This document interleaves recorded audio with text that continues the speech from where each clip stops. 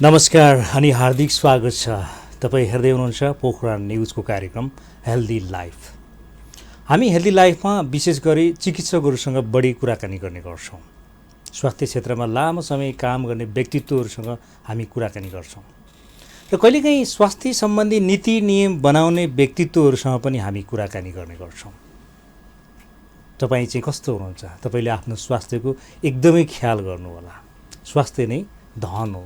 जब मान्छे स्वस्थ रहन्छ अनि मात्रै आफ्ना विविध क्रियाकलापहरू, आफ्नो दिनचर्यालाई, आफ्ना गतिविधिहरूलाई अगाडि बढाउन सक्छ। तपाईँको आरोग्यताको कामना गर्न चाहन्छु। आजको एपिसोडमा हामी कुरा गर्न चाहन्छौँ एकजना त्यस्तो व्यक्तित्वलाई निम्ताएका छौँ हामीले। गण्डकी प्रदेशको सामाजिक विकास मन्त्री हुनुहुन्छ माननीय नरदेवी पुनज्यूलाई हामीले कार्यक्रममा निम्ताएका छौँ। साँच्चै नै मन्त्रालयले के कति गतिविधिहरू गरिरहेको छ। कोभिड-19 कारणले जनजीवन अस्तव्यस्त त छ नै र पछिल्लो समयमा लकडाउन खुले तापनि फेरि कोभिड-19 सङ्क्रमण बढ्ने हो कि एक खालको सङ्केत आइरहेको छ। यो विषयलाई मन्त्रालयले कसरी व्यवस्थापन गरिरहेछ, के कति गतिविधिहरू भइरहेका छन्, यिनै सोरोफेरोमा आजको अङ्कमा हामी कुरा गर्न चाहन्छौँ। आउनुहोस् स्वागत गरौँ माननीय मन्त्री नरदेवी पुनज्यूलाई। मन्त्रीज्यू स्वागत छ यहाँलाई। धन्यवाद। आराम हुनुहुन्छ? ठिक छु। अब यो कोरोना भाइरस कोभिड-19 का कारण चाहिँ नेपाल पनि एउटा सङ्क्रमणको जुन परिवेश गुजार्यो। अहिले 5 महिना लागिसकेका छ। हामीले गण्डकी प्रदेशको मात्रै कुरा गर्दाखेरि जब कोभिड-19 को सुरुवात भयो त्यो बेला मन्त्रालय बडा एक्टिभली काम गरिरहेको छ।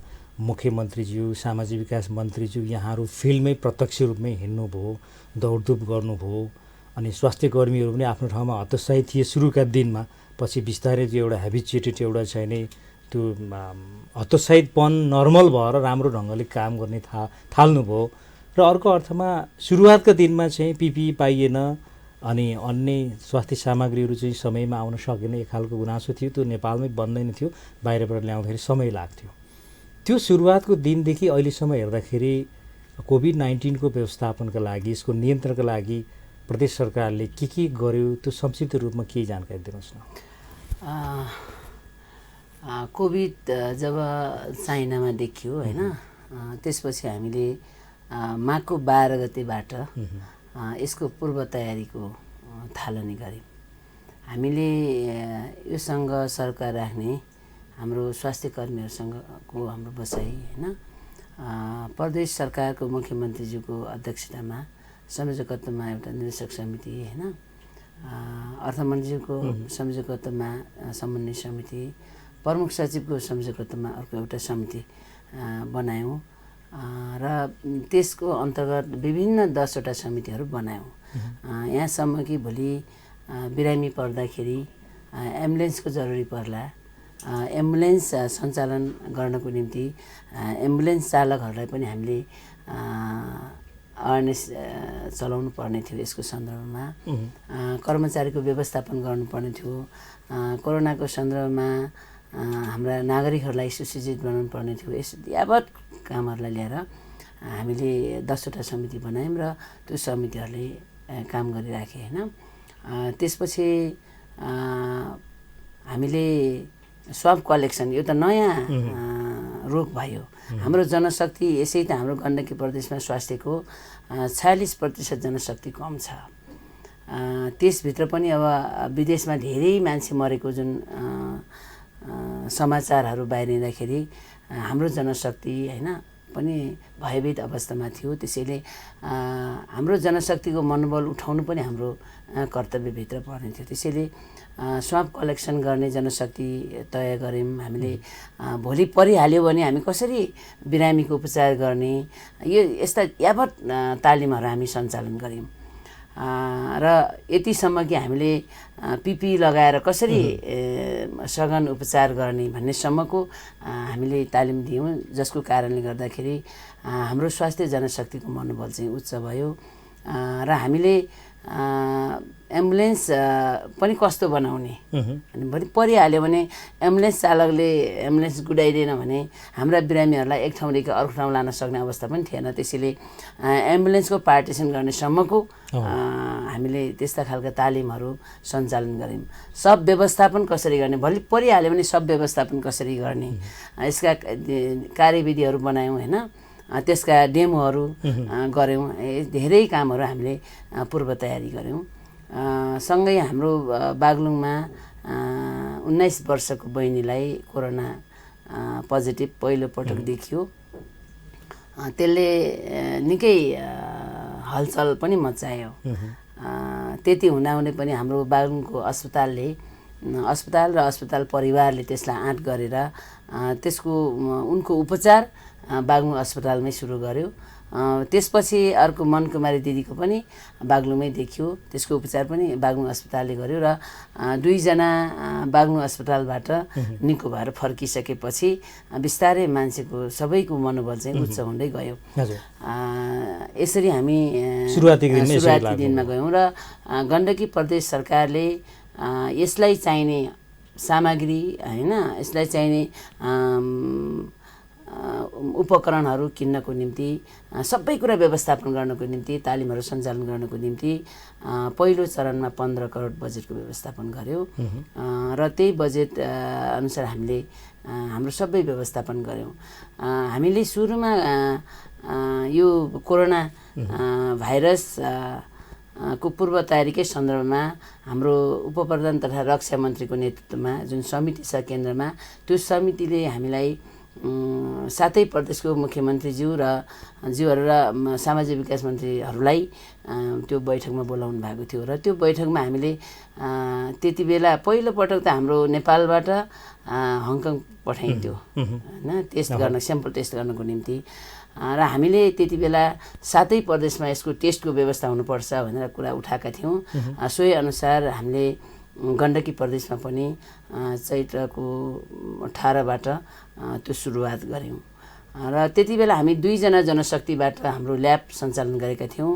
आज हामीसँग 2वटा ल्याब छ र हामीसँग 28 जना जनशक्ति बिएमएलटी र बिएमएलटी भन्दा माथिल्लो पढाइ भएका जनशक्तिहरूले अहिले काम गरिराख्नु भएको छ। हिजो हामीसँग एउटा पिसिआर मेसिन थियो, अहिले हामीसँग 3वटा पिसिआर मेसिन छ र अहिले विदेशबाट आउनेको सङ्ख्या धेरै घट्या छ। हिजो 3000 स्याम्पलसम्म हामीसँग पेन्डिङ थियो। धेरै ठाउँबाट हामीलाई त्यो गुनासो आइरहेको थियो, पेन्डिङ बढी भयो भन्ने खालको गुनासो आउँथ्यो। तर आज त्यो पेन्डिङ हामीसँग छैन र अब बजार खुला भइसकेपछि बिस्तारै फेरि पनि यो सङ्क्रमणको सङ्ख्या बढ्ने हो कि भन्ने आशंका चाहिँ छ। त्यसो भएको कारणले गर्दाखेरि अहिले हाम्रो गण्डकी प्रदेश सरकार सामाजिक विकास मन्त्रालयले भिडभाड बढी हुने ठाउँ जस्तै तरकारी पसल होइन, डिपार्टमेन्टल स्टोरहरू, ब्याङ्कहरू, विभिन्न कार्यालयहरू, यातायातको क्षेत्रमा स्वास्थ्यकर्मी, सुरक्षाकर्मी, यसलाई स्याम्पलिङ गरेर यसको स्वाब कलेक्सन गरेर त्यसको टेस्ट गरिकन समुदायमा यसको यो गएको छ कि छैन भनेर त्यसको जानकारी प्राप्त गर्नको निम्ति यो कामको चाहिँ सुरुवात गरेका छौँ। व्यावहारिक रूपबाट यहाँले भने चाहिँ अलिकति सङ्क्रमणको जोखिम भएको क्षेत्रमा त्यो हामीले काम थालिसकेका छौँ कि छैन अहिले चाहिँ? हामी सुरुवात गरेछौँ। अब जिल्लाबाट नि त्यो सुरुवात गर्छौँ। हामी अब हाम्रो यो कोरोना समुदायमा सङ्क्रमण भएको छ कि छैन भनेर जानकारी प्राप्त गर्नको निम्ति सुरुवात चाहिँ गरेछौँ। जस्तो अरू प्रदेशभन्दा गण्डकी प्रदेश चाहिँ नै कोरोना भाइरसको सङ्क्रमणबाट अलिक सुरक्षित छ। यो लकिली हाम्रो भौगोलिक हिसाबले पनि सुरक्षित र अब यहाँका मानिसहरू विशेष गरी इन्डियामा काम गर्ने अलिक कमै छन् भन्ने कुरा पनि आउँछ। यो अर्थले पनि हो, अथवा गण्डकी प्रदेशले अलिकति यसको सुरक्षामा अलिकति कडाइ गरेको हो कि, अथवा हामी लकिली नै सेभ हौँ कि तुलनात्मक रूपमा अरू प्रदेशभन्दा हामी अलि बढी सुरक्षित अथवा बढी व्यवस्थित छौँ, उपचारको प्रणाली पनि हाम्रो अलि व्यवस्थित भएको हो भनेर आम मान्छेहरूले भन्छन् भने यसलाई मन्त्रीज्यूले कसरी लिनुहुन्छ? ठिकै नै हो अथवा लकिली हो, अथवा हामीले राम्रै गरेका हौँ के देख्नुहोस् यहाँले? लकिली त भन्न मिलेन। हामीले हाम्रो नाकाहरूलाई व्यवस्थित गऱ्यौँ होइन, नाकाहरूमा हाम्रो फिभर क्लिनिकहरू चलायौँ होइन। हेल्थ डेस्कहरू हामीले सञ्चालन गऱ्यौँ। सुरुमा हामीले सबभन्दा पहिला आफ्ना नाकाहरूलाई व्यवस्थित गर्ने प्रदेश गण्डकी प्रदेश हो। त्यससँगै हाम्रो विदेशबाट होइन, जस्तै इन्डियाबाट अथवा तेस्रो मुलुकबाट आउने हाम्रा नागरिकहरूलाई हामीले क्वारेन्टाइन व्यवस्थित गरेर राख्यौँ र उहाँहरूको हामीले टेस्ट गऱ्यौँ। अहिले नेपाल सरकारको निर्देशिका अनुसार WHO ले पनि भनेको छ 14 दिनसम्म कुनै सिम्टम्स देखिएन भने टेस्ट नगरिकन घर पठाऊ भनेको छ। तर गण्डकी प्रदेश सरकारले यो चाहिँ स्वीकार गरेन। हामीले विदेशबाट आएकाहरूलाई क्वारेन्टाइनमा भएका र आइसोलेसनमा भएकाहरूलाई टेस्ट गरेर नेगेटिभ आए मात्रै हामी पठाउने जुन हामीले नीति लियौँ, यही नीतिको प्रतिफल स्वरूप गण्डकी प्रदेशमा कोरोना सङ्क्रमितको सङ्ख्या चाहिँ कम भएको हो। हजुर, जस्तो खुला सिमानाको कारणले अथवा इन्डियामा सङ्क्रमण ऱ्यापिडली दिनदिनै तीव्र रूपमा सङ्क्रमण बढिरहेको छ। नेपालको बाढीले, नेपालका खोला नालाका बाढीहरूले इन्डियालाई ध्वस्त बनाउन सक्छ यदि बाँधहरू फुट्यो भने। त्यो भारतका मान्छेहरू जो भारतीयहरू अथवा नेपालीहरू जो भारतमा बसिरहेछन् उहाँहरू एकदम ऱ्यापिडली भित्रभित्रै लुकेर आइदिनु भयो भने त त्यो नेपालमा जसरी भारतमा सङ्क्रमण बढ्या छ नेपालमा पनि त्यही सङ्क्रमण बढ्छ कि भन्ने आशंका चाहिँ छ। लक्षण पनि अलिअलि देखा पर्न थाले त तराईका जिल्लाहरूमा। यसलाई व्यवस्थापन गर्न केही त्यस्तो उपायहरू हुन सक्छ? अब ठुलो सङ्ख्या चाहिँ आइसक्यो हाम्रो गण्डकी प्रदेशको सन्दर्भमा भन्दाखेरि भारतबाट ठुलो सङ्ख्या आइसक्यो। ठुलो सङ्ख्यालाई हामीले व्यवस्थित गरिसक्यौँ। अब भारतबाट आउनेको सङ्ख्या चाहिँ कम छ, एउटा कुरा होइन। अर्को कुरा जति आउँछन् हामीले हाम्रो समुदाय पनि सचेत छ। कोही मान्छे लुकेर गाउँमा गयो भने तुरुन्त नागरिकले चाहिँ सूचना दिने चाहिँ गरेका छन्। त्यसले पनि हामीलाई सजिलो भएको छ र हाम्रो क्वारेन्टाइनहरू व्यवस्थित गर्नको निम्ति हाम्रो स्थानीय तहहरू पनि सक्रियतापूर्वक लाग्नु भएको छ। हाम्रो जिल्ला सिसिएमसी पनि राम्रोसँग लागेको छ। यी सबै कारणले गर्दाखेरि यसको प्रभाव चाहिँ कम भएको र गण्डकी प्रदेश सरकारले पनि अरू प्रदेशका सरकारले भन्दा अलि पूर्व तयारी राम्रो गर्यो होइन, बजेटिङ राम्रो गर्यो। विभिन्न सङ्घ संस्थाहरूले पनि यो कोरोना रोकथाम गर्नको निम्ति आफूले सक्दो सहयोग गर्नुभयो होइन। यी सबै कारणले गर्दाखेरि हामीले कोरोनालाई चाहिँ जस्तो ढङ्गले जुन भयावह मान्छेले सोचेको थिए त्यो हुन चाहिँ दिएका छैनौँ। र हामीलाई गाह्रो परेको चाहिँ जस्तै लकडाउन थियो, बजारमा सामानहरू थिएनन्, हामीलाई किन्नु पर्ने थियो होइन। त्यति बेला चाहिँ हामीलाई साह्रै गाह्रो चाहिँ भएको थियो। तर त्यति बेला पनि हामीले विभिन्न खालको स्ट्राटेजी अप्नाएर पिपीहरू, भिटिएमहरू, रिएजेन्टहरू होइन किन्ने चाहिँ काम गऱ्यौँ। र विभिन्न सङ्घ संस्थाले पनि त्यति बेला चाहिँ साह्रै सहयोग गर्नुभयो। त्यसले गर्दाखेरि हामी अहिले यो कोरोना रोकथामको अभियानमा राम्रै ठाउँमा चाहिँ छौँ। जस्तो सुरुवातको दिनमा सरकारी निकायबाट मात्रै, सरकारी स्वास्थ्य संस्थाहरूबाट मात्रै कोरोना नियन्त्रणलाई गाह्रो हुन्छ भने निजी सेक्टरले हामी पनि काम गर्न सक्छौँ, हामी पनि हातेमालो गर्न सक्छौँ भनेर निजी अस्पतालहरू यहाँहरूकोमा प्रस्ताव लिएर जानुभएको थियो पटक पटक। त्यो बेला त्यो व्यवस्थापन निजीलाई ठ्याक्कै जिम्मा दिन सक्ने वातावरण चाहिँ बन्न सकेन र पछि चाहिँ नि सरकारी निकायबाट, सरकारी स्वास्थ्य प्रदायक संस्थाबाट नै त्यो कोरोना नियन्त्रणलाई व्यवस्थापन गर्न सकियो। अहिलेको हकमा चाहिँ सजिलो बनिरहेछ, यसरी लिन सकिन्छ हामीले? होइन, यसो होइन। हामीले सुरुवाती दिनबाटै हामीले निजी अस्पतालहरूसँग पनि समन्वय गरेर अगाडि बढ्यौँ होइन। यो रोकथामको निम्ति उहाँहरूको सल्लाह सुझावलाई पनि प्रदेश सरकारले ग्रहण गर्यो र त्यही अनुसार काम गर्यो होइन। तर बिरामी, कोरोना सङ्क्रमित बिरामी कहाँ राख्ने भनेर क्वेसन गर्दा सबभन्दा पहिला त सरकारी अस्पतालमै राख्नु पऱ्यो। सरकारी अस्पताल सबै भरियो भने बल्ल निजीहरूमा जानु पऱ्यो होइन। त्यसो भएको हुनाले हामीले उहाँहरूको सल्लाह सुझाव नल्याएको होइन, उहाँहरूको सल्लाह सुझाव ल्यायौँ र हामीले यतिसम्म पनि गऱ्यौँ कि भोलि परिहाल्यो भने सरकारी निकायका हाम्रो स्वास्थ्य कर्मी कति, निजीमा कति छन्, यसको सबैको हिसाब किताब गरेर हामीले ड्युटी लिस्टसम्म हामीले बनाएका थियौँ। त्यसैले सरकारी निकायलाई बाइपास गरे पनि होइन, सरकारी निकायहरूको सुझावलाई नलिएको पनि होइन, निजी निकायहरूको सुझावलाई पनि हामी सँगै लियौँ। हामी पटक पटक बैठक बसेका छौँ, उहाँहरूको सुझाव ल्याएका छौँ होइन। त्यसो भएर हामी एकाकार रूपमा छौँ अहिले पनि। हजुर, जस्तो अब सङ्क्रमण बढ्न सक्ने सम्भावना अलिअलि आएको छ, यो अर्थमा भर्खरै लकडाउन खुलेको छ, फेरि आम मानिसहरूले के चाहिँ आशंका गर्नुभएको छ भने सेकेन्ड टाइम लकडाउन हुन सक्ने सम्भावना छ अरे, राज्यले त्यो खालको चाहिँ नि एउटा प्लानिङ गरिरहेको छ अरे भन्ने खालको अब आफ्नै मनगणन्ती कुरा पनि हुनसक्ला, कतै सुन्यो होला पनि। यहाँहरूको केन्द्रसँग पनि टच छ, केन्द्रीय रूपबाट अथवा सङ्घीय सरकारले चाहिँ फेरि लकडाउनलाई फेरि थालौँ नि त, केही हदमा फेरि लकडाउन गरौँ भनेर त्यस्तो खालको अनौपचारिक कुराहरू हुन थाले हाम्रो मन्त्री? त्यस्तो चाहिँ भएको छैन, तर भोलि धेरै बढ्यो भने सम्भावना हुन पनि सक्छ होइन। जस्तै हामीले टाइममा लकडाउन गऱ्यौँ गण्डकी प्रदेशलाई, मैले अहिले समीक्षा गर्दाखेरि लकडाउन गर्ने, प्रदेशलाई लकडाउन गर्ने, प्रदेशभित्रै हाम्रो टेस्टको दायरा बढाउने र विकास निर्माणमा सबैलाई लगाउने गरेको भए हाम्रो यो अघिल्लो वर्षको बजेट धेरै हामीले सम्पन्न गर्न सक्ने थियौँ होइन। तर हामीले लकडाउन गऱ्यौँ, यहाँ काम गर्न आएका सबैलाई पठायौँ, काम गर्न सकिएन। त्यसो भएको हुनाले जुन रफ्तारमा विकास निर्माणको कामहरू अगाडि बढेको थियो त्यो चाहिँ स्टप भयो होइन।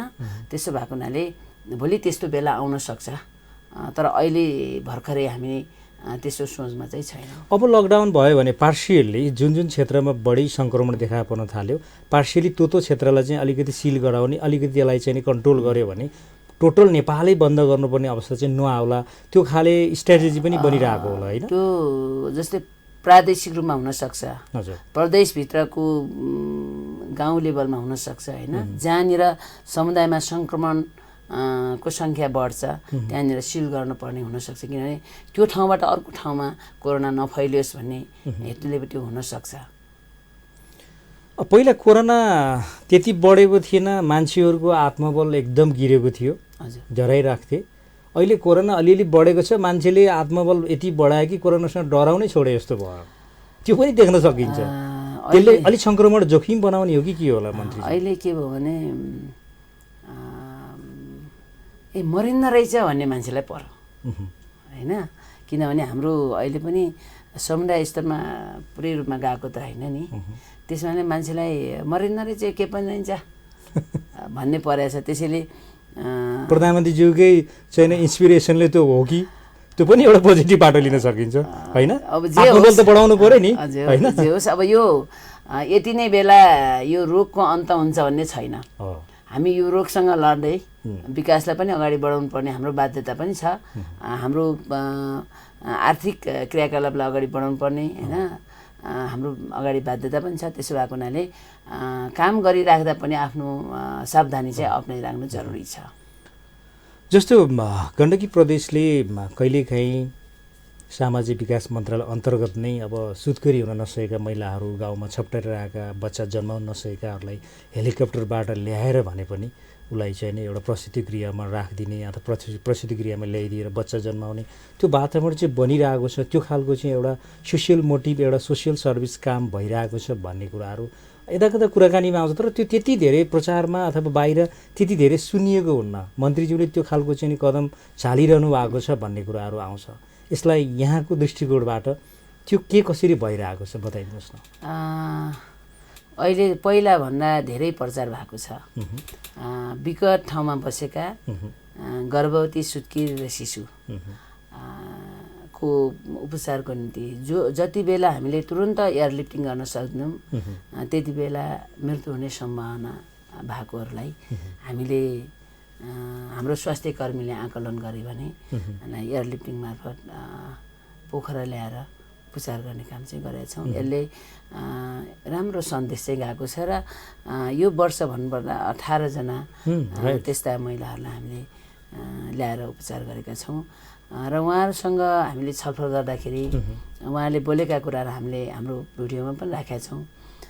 एकजना मुस्ताङको एकजना नानीसँग पत्रकार साथीहरूले उहाँको विचार लिने बेलामा म त मर्छु भनेको थिएँ, हेलिकप्टर आउँदाखेरि मलाई भगवान् आ जस्तो भयो भनेर बोल्नु भएको छ क्या। यो एकजना मान्छेको ज्यान बचाउने कुरा पनि ठुलो कुरा रहेछ। हामीसँग जम्मा 20 लाख रुपियाँ मात्रै थियो होइन, 20 लाख भन्ने राज्यको लागि साह्रै कम बजेट हो, तर यसले धेरै महिलाहरूको ज्यान बचाउन चाहिँ सकेको छ। तर कहिले कसो हामीलाई यसमा पनि अप्ठ्यारो के छ भने अहिले यो जुन देशमा कोरोना भाइरसको सङ्क्रमण भयो यसले गर्दाखेरि हामीले हिजोको भन्दा फरक बाटो हिँड्नुपर्ने भएको छ। जस्तै बागलुङमा अथवा म्याग्दीमा एकजना गर्भवती महिलालाई तुरुन्तै हामीले एडमिट गर्नुपर्ने भयो भने हामीले गृहको अनुमति लिनुपर्छ, हामीले प्राधिकरणको अनुमति लिनुपर्छ। यसो गर्दाखेरि 2-3 घन्टा त्यसै जान्छ। एकातिर हाम्रो आफ्नो सरकारको हेलिकप्टर छैन, प्राइभेटसँग छलफल गर्नुपर्छ। यसले गर्दाखेरि एकजना बहिनी आकाशमै एकजना बहिनीको मृत्यु भयो।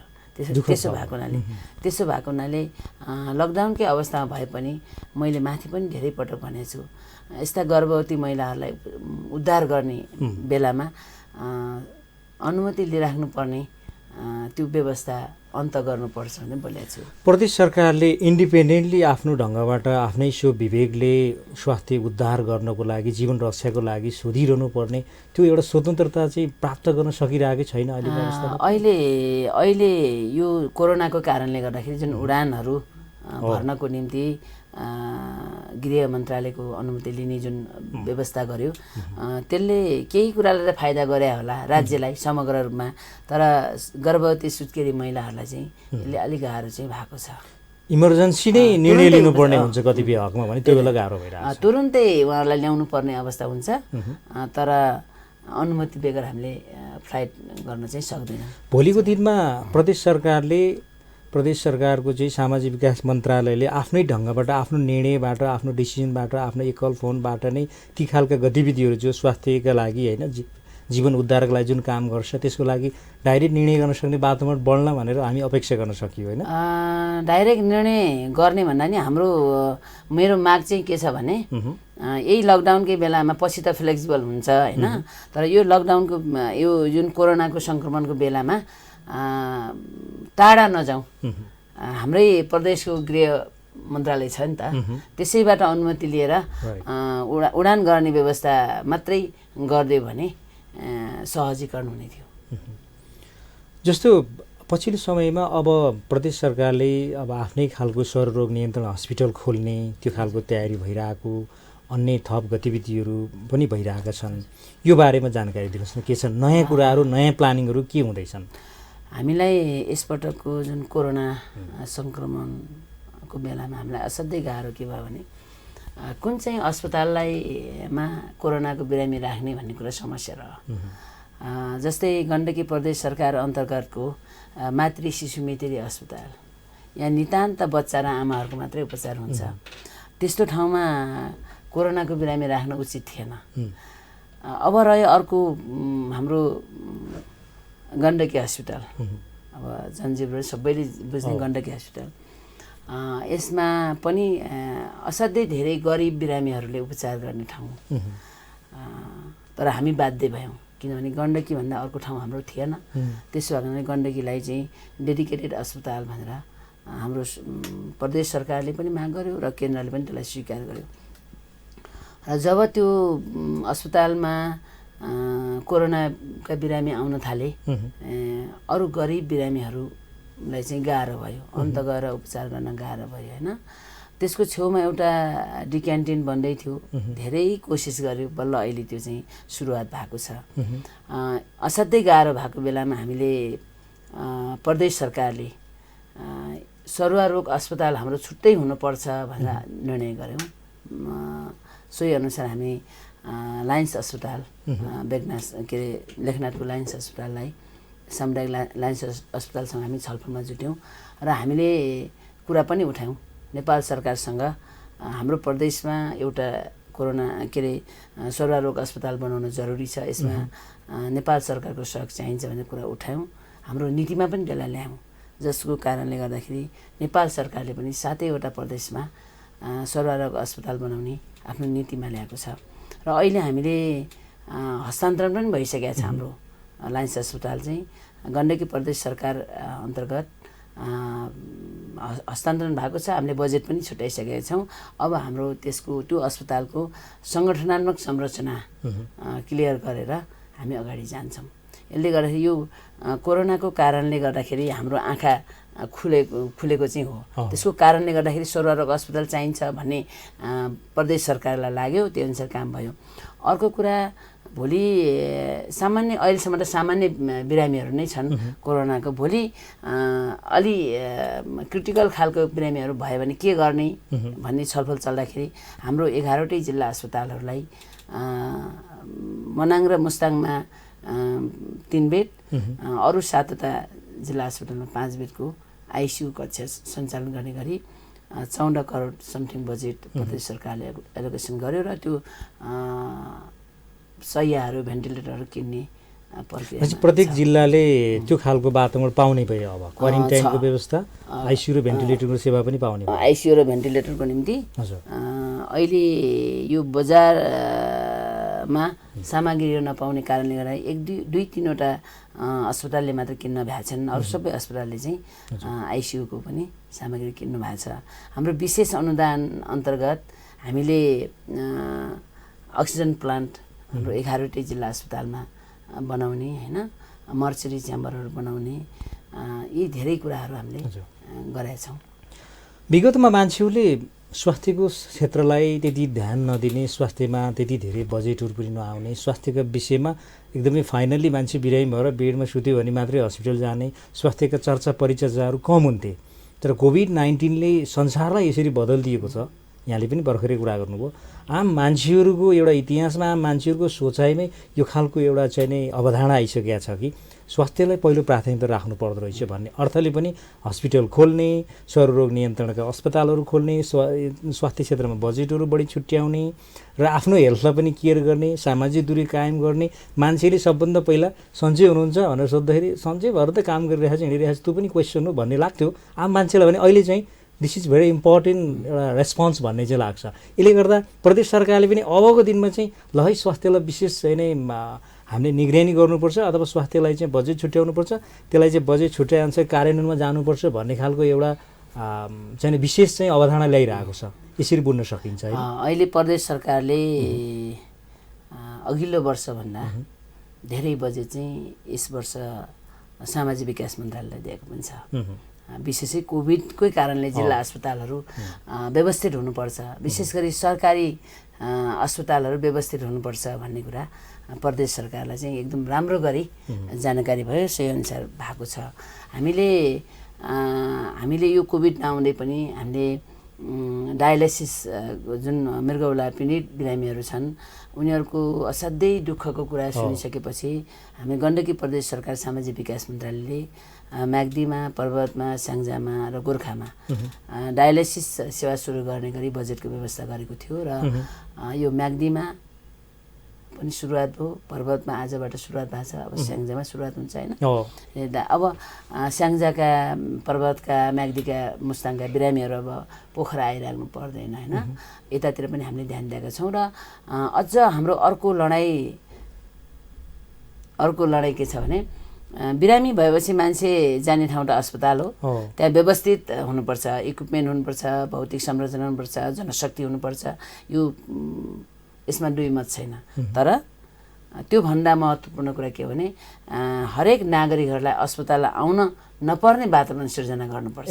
हाम्रो जीवनशैली परिवर्तन गर्ने, हाम्रो खानपानहरू, होइन, हामीले योगा व्यायामका कुराहरू, होइन, जस्तै के गर्यो भने हाम्रो मृगौला संरक्षण हुन सक्छ अथवा हाम्रो खानपानको कारणले के कारणले मृगौला फेल भएको छ, के कारणले धेरै बिरामीहरू मुटुको बिरामी भएका छन्, होइन, र सुगर लागेको छ। यी सबै नसर्ने रोगहरूको अन्त गर्नको निम्ति हाम्रा नागरिकहरूलाई मसिनो गरी स्वास्थ्यका अभियानहरू, चेतनामूलक अभियानहरू चलाउनु पर्छ। त्यसैले अहिले यसपटक त्यसको लागि पनि बजेटको हामी व्यवस्था गरेका छौँ। जस्तो यहाँले एउटा राम्रो प्रसङ्ग उठाउनु भयो, धेरै मृगौला पीडितहरू डायलिसिस गर्न नपाएर ज्यान गुमाउनु पर्ने एउटा बाध्यतात्मक स्थिति छ र कतिपय गाउँपालिकामा, कतिपय नगरपालिकाहरूले वृद्ध उमेर भएका व्यक्तिहरू, ज्येष्ठ नागरिकहरूलाई उहाँहरूको सुगर, उहाँहरूको प्रेसर, त्यो सुगर प्रेसर नाप्नको लागि घर घरै स्वास्थ्यकर्मीहरू पनि पठाएको अवस्था पनि देखियो।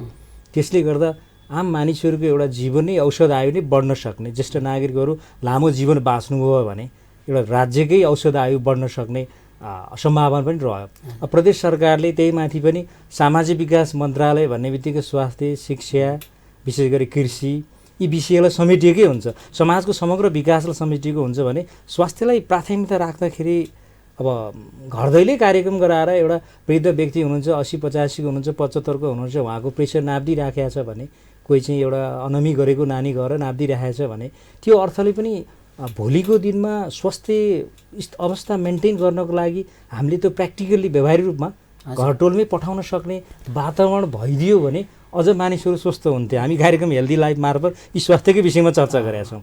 यसलाई कसरी लिनुहुन्छ? यसमा विशेष गरी यो स्थानीय तहले यो अभियानलाई सञ्चालन गर्नुपर्छ, गाइडलाइन गर्न धेरै पैसा पनि लाग्ने कुरा होइन, गराउनु पर्छ र नागरिकलाई हामीले कति समयमा हाम्रो हेल्थ चेकअप गर्ने, सामान्य उसलाई मेरो मृगौलाको अवस्था के छ भन्ने कुरा त किटनानबाट थाहा हुन्छ नि, हो यस्ता खालको जानकारी दियो भने एकैचोटि मान्छे मृगौला फेल्न हुँदैन नि। तिम्रो यो अवस्था छ है, यसमा तिमीले कन्ट्रोल गर, यो गर्यो भने कन्ट्रोल हुनसक्छ भन्ने खालको जानकारी स्वयं व्यक्तिलाई दिन सक्यो भने मान्छे मृगौला पिण्ड हुनाले कसैले रहर गरेको हुन्न नि। त्यसो भएको हुनाले यो स्थानीय तहले हेल्थ चेकअपको कुरालाई लैजाने, प्रदेशहरूले चाहिँ त्यो परिणाम आउनबाट, त्यस्तो गलत हुनबाट जोगिन के गर्ने, कस्तो खालको खानेकुरा खाने, यस्ता कुराहरू सिकाउन जरुरी छ। मैले धेरै पटक भनेको छु, जस्तै आइरन चक्की दिनुभन्दा के खानेकुराबाट आइरन पाइन्छ भनेर हाम्रा आमाहरूलाई सिकायो भने होइन, के कुरा खानेकुरा खायो भने पौष्टिक खानेकुरा खान सकिन्छ भन्ने कुरा सिकायो भने हाम्रा नयाँ जेनेरेसन पौष्टिक युक्त हुन्छन् होइन, कुपोषणले कमजोर हुनु पर्दैन। त्यसो कारणले दुईटा कुरालाई सँगसँगै लैजान जरुरी छ। मन्त्रीज्यूले स्वास्थ्य सम्बन्धी एउटा चिकित्सकले जसरी चाहिँ नि आइरन चक्कीमा यो हुन्छ अथवा आइरन चक्की कसले खाने होइन, यो विषयमा जुन एउटा मेडिकलले पनि केही कुराहरूको ज्ञान राखेर यसरी प्रस्तुत गरिदिनु भयो र हजुरले चाहिँ आफ्नो स्वास्थ्यको लागि सबैले अहिले हाम्रो हेरेका दर्शकबिनहरूले हाम्रो चाहिँ शुभहरूले हेर्नु भएको छ, मन्त्रीज्यूले चाहिँ नि यसरी सल्लाह दिइराख्दाखेरि आफ्नो स्वास्थ्यमा कतिको ध्यान दिनुहुन्छ होला, बेलुकी बिहानी काममा व्यस्तता हुनुहुन्छ होला, व्यस्तताको बावजुद पनि खानपान जीवनशैली कति बेला सुत्नुहुन्छ, कति बेला उठ्नुहुन्छ, योगा अभ्यासहरू कतिको गर्नुहुन्छ होला भन्ने खालको जिज्ञासा मैले राखेँ उहाँहरूको तर्फबाट। के भन्नुहुन्छ हजुरले आफ्नो स्वास्थ्य? अब खानपान त हाम्रो सोचे जस्तै हुन्न, घुम्ने डुल्ने मान्छेको त्यो खानपान हामी नागरिकको निम्ति बाँचेका मान्छेले आफ्नो निम्ति कमै सोचिने रहेछ होइन, हामीसँग समय कम हुँदो रहेछ। अनि अर्को कुरा मान्छेको फोन आइआओस् भन्ने हो भने त हुन्छ, तर कोही महत्त्वपूर्ण होला भन्ने भने बिहानदेखि टेलिफोन सुरु हुन्छ अनि अरू गर्न चाहिँ पाइन्न। तर एउटा कुरा चाहिँ मैले मन्त्री भएकै बेला मेरो जोर्नीहरू दुखेर हात चलाउन नसक्ने अवस्था थिएँ, अहिले त्यसको प्र्याक्टिस गरेर अहिले चाहिँ ठिक भएको छ। योगा गर्नुहुन्छ? अलिअलि जहाँ जहाँ त्यो सिकाइन्छ नि, फेरि योगा फेरि सबै मान्छेले सबै खालको योगा गर्ने चाहिँ होइन, त्यो विचार गरेर गर्नुपर्ने कुन रोगलाई कस्तो खालको योगा चाहिन्छ त्यो योगा कर्मीहरूसँग बुझेर उनीहरूको सल्लाह अनुसार गर्नुपर्छ। त्यसले पहिला मेरो हात चाहिँ कपाल कोर्न नसक्ने अवस्था पुगेको थियो, अहिले चाहिँ ठिक भएको छ। मेरो खुट्टा टेक्न नसक्ने अवस्था थियो, अहिले चाहिँ ठिक भएको छ।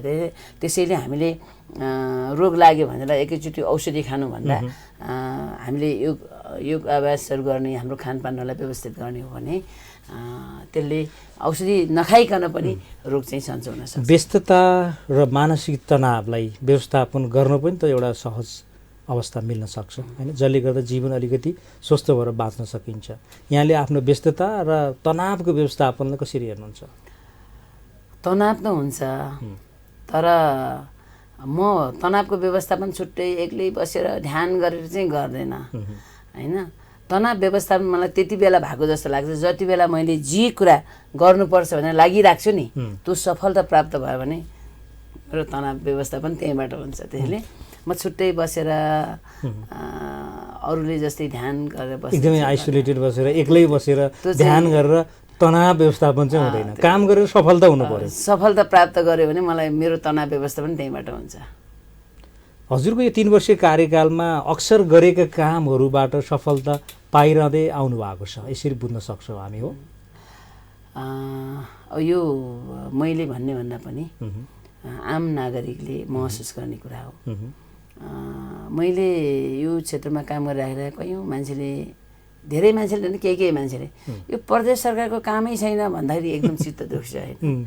लागेको छ बिहानदेखि राति 8-9 बजीसम्म लागेको छ, तर पनि मान्छेले कहिले कसो अलि नेगेटिभ टिप्पणी गर्दाखेरि चाहिँ चित्त दुख्छ।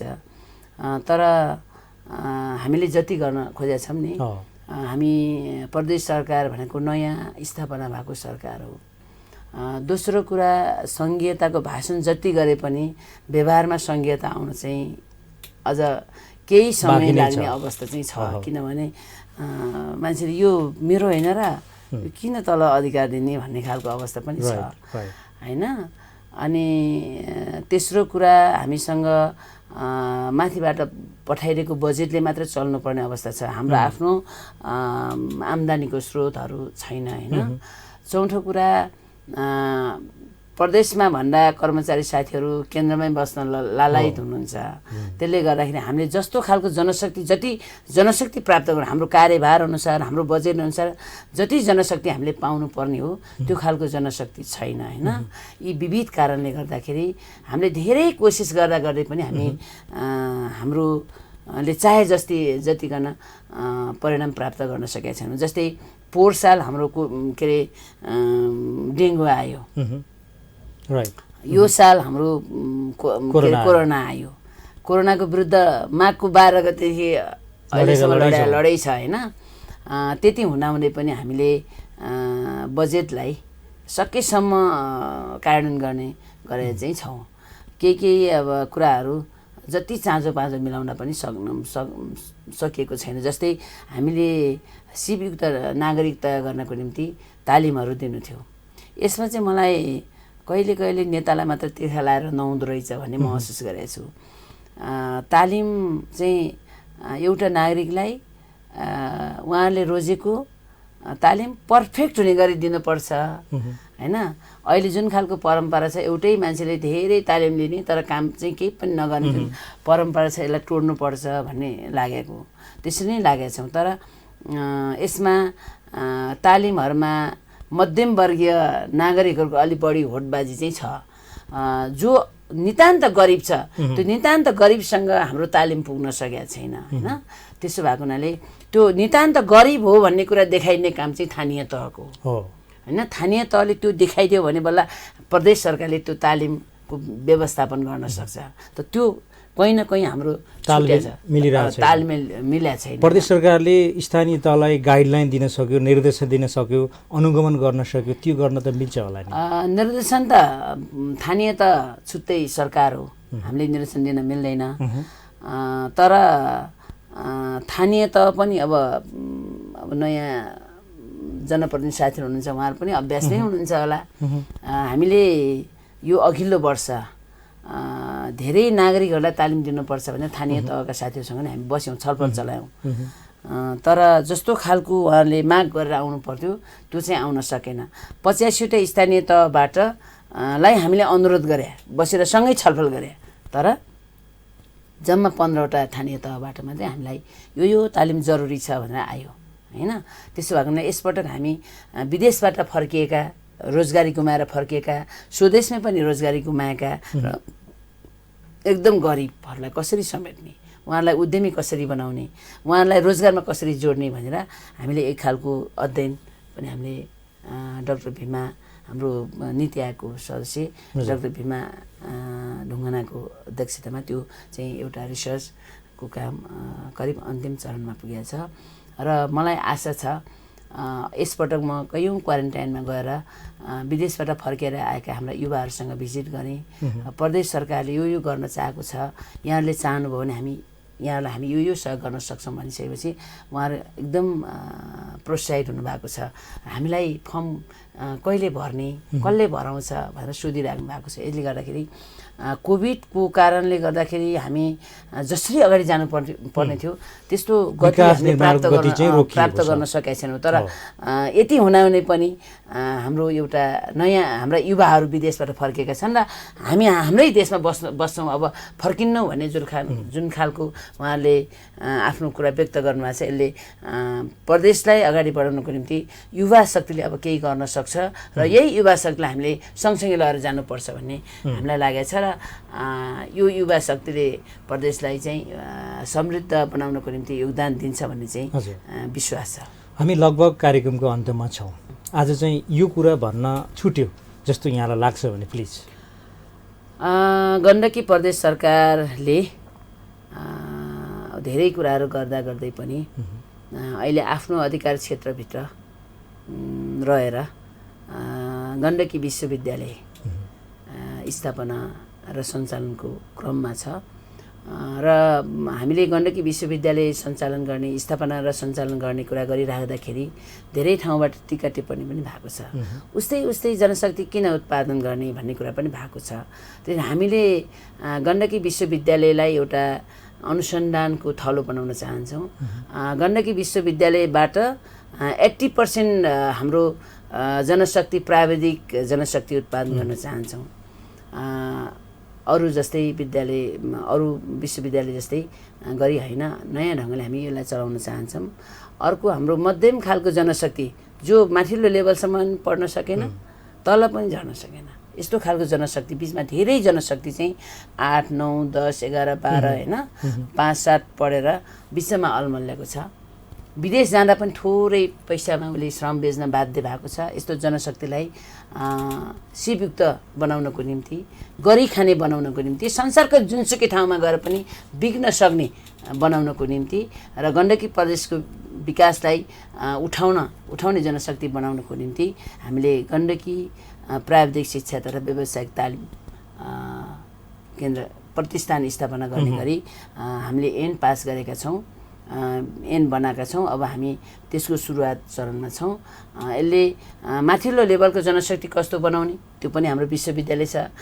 मध्यम लेभलको जनशक्तिलाई कस्तो बनाउने त्यो हाम्रो के अरे गण्डकी प्राविधिक शिक्षा तथा व्यावसायिक तालिम प्रतिष्ठान पनि छ। यसले गर्दाखेरि हामी भोलि यसको परिणाम छिट्टै त नआउला, तर पछि अर्को चरणमा आउने प्रदेश सरकारका मन्त्रीहरू होइन, प्रदेश सरकारका सांसदहरूले गर्व गर्न लायक बनाउने छौँ भन्ने कुरा विश्वास व्यक्त गर्न चाहन्छु। मन्त्रीजीको यो विशेष समय र संवादको लागि धेरै धेरै आभार व्यक्त गर्न चाहन्छु। तपाईँले पनि यो उसले पनि मलाई धेरै नागरिकको बिचमा मेरो विचारलाई लैजाने जुन खालको अवसर प्रदान गर्नुभयो त्यसको लागि म धन्यवाद दिन चाहन्छु। Thank you much. साँच्चै नै दर्शकबिन आज कुराकानी रह्यो सामाजिक विकास मन्त्री नरदेवी पुनसँग र उहाँले यति धेरै स्वास्थ्यको विषयमा कुराकानी उठाउनुभयो। साँच्चै नै सामाजिक विकास मन्त्रालय भन्ने बित्तिकै त्यहाँको स्वास्थ्य, शिक्षा, त्यहाँको रोजगारी, कृषि सबै पक्षहरू पर्छन्। उहाँ आफै आफ्नो विचारले, आफ्नो विमर्शले, साथसाथै भौतिक रूपमा हरेक ठाउँमा पुगेर आम मानिसहरूको सुख दुःखलाई हेर्ने गर्नुहुन्छ, बुझ्ने गर्नुहुन्छ र सेवा गर्दै आउनु भएको छ। महिला भइकन पनि यति धेरै काम गर्दै आउने व्यक्तित्व, एकजना उदाहरणीय व्यक्तित्व हुनुहुन्छ उहाँसँगको यो स्पेसल कन्भर्सेसन रह्यो। तपाईँहरूले पनि कार्यक्रम हेरिदिनु भयो। Thank you very much. You have a wonderful time. नमस्ते।